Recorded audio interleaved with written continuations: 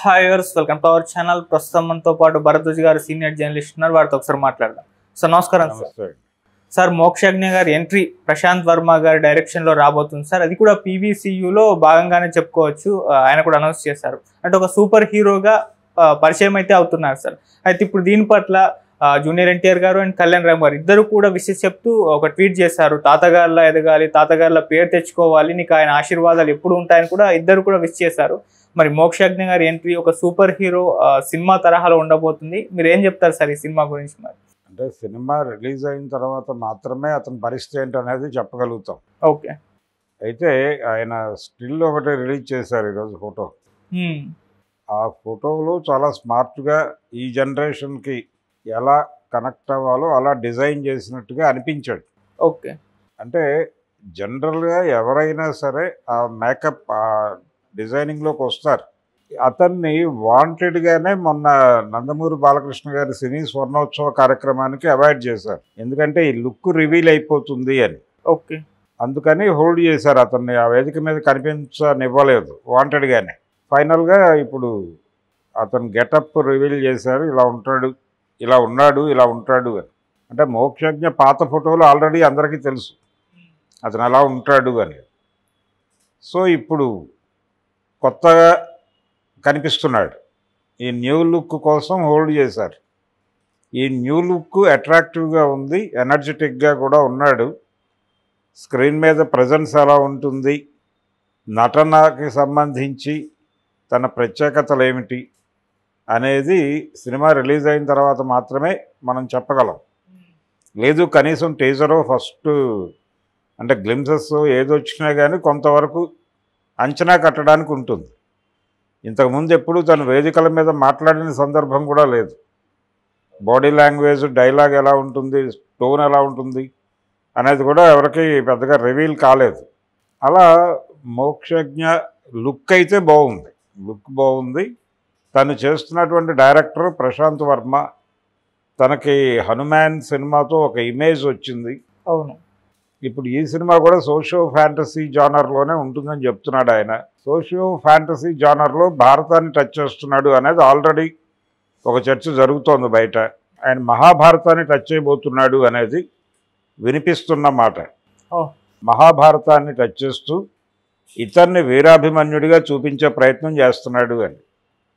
ఇతను అభిమన్యుడైతే బాలకృష్ణ గారు ఏంటి అనేది.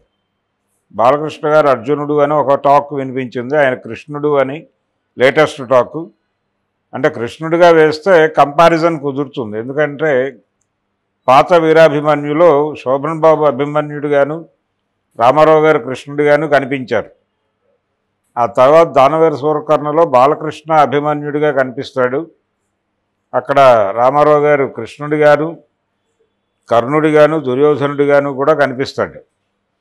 ఇలా కృష్ణుడిగా రామారావు గారు ఆ రెండు సినిమాల్లోనూ కనిపించాడు.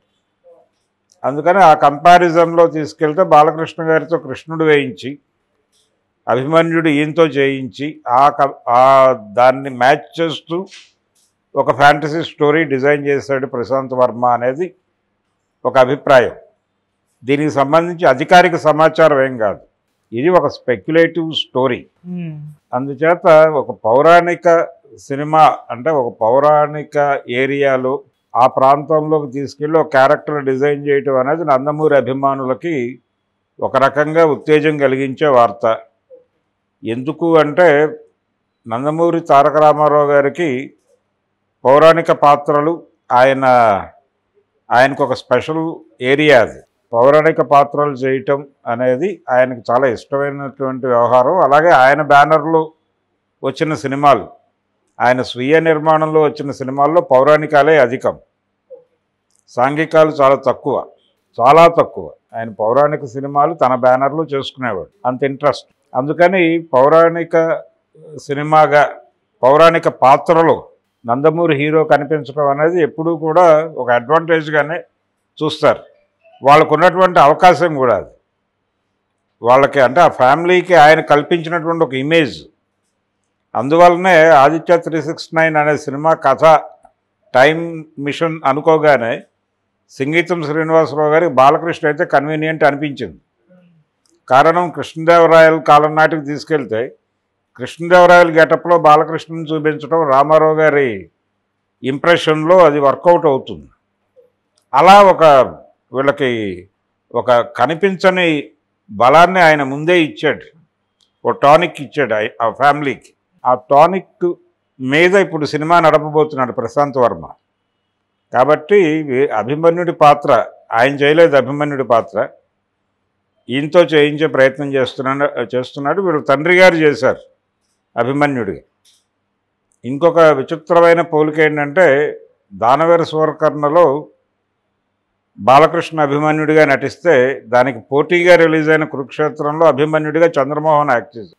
అదొక పోలిక. వాళ్ళిద్దరికీ అంతకుముందు అన్నదమ్ముల అనుబంధం, అప్పుడు కాన్ఫ్లిక్ట్ రావటం, ఆ తర్వాత ఇద్దరు ఒకే క్యారెక్టర్ పక్కపక్క సినిమాల్లో చేయటం. అలా ఏది ఎలా చూసినా కానీ అభిమన్యుడి క్యారెక్టర్లో గనక మోక్షజ్ఞని తెర మీద చూపిస్తే బాగానే ఉంటుంది సెంటిమెంటల్గా కూడా అనేది ఒక అంచనా. మరి ప్రశాంత్ వర్మ గారి మనసులో ఏముందో చూడాలి. ఆయన దీన్ని పాన్ ఇండియా ప్రాజెక్టుగా తీసుకెళ్లే ప్రయత్నం చేస్తున్నాడు. బాలకృష్ణ గారికి ఉన్న ఇమేజు, మోక్షజ్ఞ మీద ఉన్నటువంటి ఎక్స్పెక్టేషను ఇవన్నీ వర్కౌట్ చేసి దీన్ని ఒక బిగ్ లెవెల్, బిగ్ బడ్జెట్ సినిమాగా మార్చే ప్రయత్నం చేస్తున్నాడు. ఏ మేరకు వర్కౌట్ అవుతుంది అనేది సినిమాకి సంబంధించిన టీజర్ కానీ మరొకటి కానీ రిలీజ్ అయినప్పుడు, ఆయన డైలాగ్ ఓపెన్ అయిన తర్వాత మళ్ళీ మనం మాట్లాడుకుందాం. సార్ దీనిపైన అంటే అలా పోస్టర్ రిలీజ్ చేయగానే జూనియర్ ఎన్టీఆర్ గారు అండ్ కళ్యాణ్ రామ్ గారు విష్ చేయడం కూడా ఒక చర్చకు దారితీసింది. అంటే వాళ్ళ మధ్య గ్యాప్ ఉందని కదా బయట ప్రచారం. అవును, ఆ ఫ్యామిలీతో అంటే నందమూరి ఫ్యామిలీతోనూ తెలుగుదేశం పార్టీతోనూ స్ప్లిట్ ఉంది వాళ్ళిద్దరికీ. అందుకని వాంటెడ్గా వాళ్ళు ఏ ఈవెంట్కి హాజరు కావడం లేదు. రామారావు గారి శత జయంతి వేడుకలకి గైర్హాజరయ్యారు. అలాగే మొన్న జరిగినటువంటి బాలకృష్ణ గారి సినీ జీవిత స్వర్ణోత్సవ కార్యక్రమానికి వాళ్ళు అవాయిడ్ చేశారు దాన్ని. ఆయన వెళ్ళి కర్ణాటకకి వెళ్ళి ఆలయ సందర్శనంలో నిమగ్నం అయిపోయాడు విత్ ఫ్యామిలీ. కళ్యాణ్ రామ్ ఎందుకు రాలేదో క్లారిటీ లేదు. ఇలాంటి కండిషన్లో వాళ్ళిద్దరిని అంటే వాళ్ళిద్దరూ దీనికి సంబంధించి మోక్షజ్ఞ ఎంట్రీకి సంబంధించి ట్వీట్ చేయటం, ఆ ట్వీట్లో ఒక్కసారి తాతగారి ఆశీర్వాదం నీకు ఉంటుంది, ఆ రేంజ్ హీరో అవుతావు నువ్వు అని ఆశిస్తున్నావు అని చెప్పడం, ఇది ఒక పాజిటివ్ టోన్లో ఉంది. అంటే ఈ మధ్యకాలంలో స్ట్రెయిన్ అయినటువంటి రిలేషన్స్కి కొంచెం ఒక బ్రిడ్జ్ ఏర్పాటు చేసేదిగా ఈ ట్వీట్ ఉంది. వాళ్ళు చేసిన ఇద్దరు ట్వీట్ చేశారు. ఆ ఇద్దరు ట్వీట్లో అలాగే కనిపించింది. అలాగే దీనికి కొంచెం అవతల 2-3 రోజుల క్రితం లోకేష్ థ్యాంక్ యూ బావా అని ఒక ట్వీట్ చేశాడు. ఇది ఆంధ్రప్రదేశ్లో జరిగినటువంటి వరద బీభత్సానికి స్పందించి అక్కడ జనాలకు వాటిల్లినటువంటి నష్టాన్ని గుర్తించి 50 లక్షలు ఆయన విరాళంగా ప్రకటించాడు. ఆ 50 లక్షల విరాళం ప్రకటించటం నిజానికి అలా ప్రకటించిన మొదటి హీరో తారక్. అందుకని థ్యాంక్స్ చెప్తూ ఆయన ఒక ట్వీట్ చేశాడు. ఆ ట్వీటు వీళ్ళు ఇప్పుడు మోక్షజ్ఞ ఎంట్రీని ఆహ్వానిస్తూ చేసినటువంటి ట్వీట్లు ఇవన్నీ కలిపి చూస్తే ఇంటర్నల్గా వాళ్ళ మధ్య రిలేషన్స్ బాగానే ఉన్నాయి. కాకపోతే కొన్ని ప్రత్యేక కారణాల వలన కలిసి కనిపించడం లేదు అనేటువంటి అవగాహన ఇప్పుడు జనాలకు వస్తుంది. అంటే ఏదైనా ఇష్యూ ఉంటే వీళ్ళు కలుస్తారు, లేకపోతే ఎవరి గోల్లో వాళ్ళు ఉంటారు. అంతకు మించి పెద్ద ఘర్షణాత్మక వాతావరణం అయితే లేదు ఈ వీళ్ళ ఫ్యామిలీస్ మధ్య. హరికృష్ణ గారి ఫ్యామిలీకి ఇతర కుటుంబాలకి మధ్యలో ఏదో ఘర్షణ ఉంది అనే వాతావరణం కరెక్ట్ కాదు, ఆ మాట కరెక్ట్ కాదు అనేది ఇప్పుడు జనాలకు ఒక రకంగా వాళ్ళు ఇండికేట్ చేశారు దీన్ని పొడిగించద్దు అని. అందుకని దాదాపుగా ఫ్యామిలీస్ ఒకటే అని అనుకోవాలి.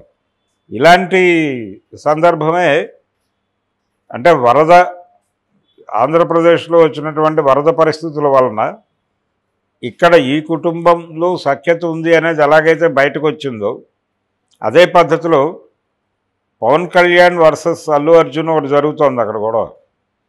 అది కూడా సమసిపోయింది అనుకోవాలి ఇప్పుడు. ఎందుకంటే ఆయన అల్లు అర్జున్కి థ్యాంక్స్ చెప్తూ ఒక ట్వీట్ చేశాడు పవన్ కళ్యాణ్. సో అది కూడా మ్యాచ్ అయిపోయింది అనిపిస్తుంది ఇప్పుడు.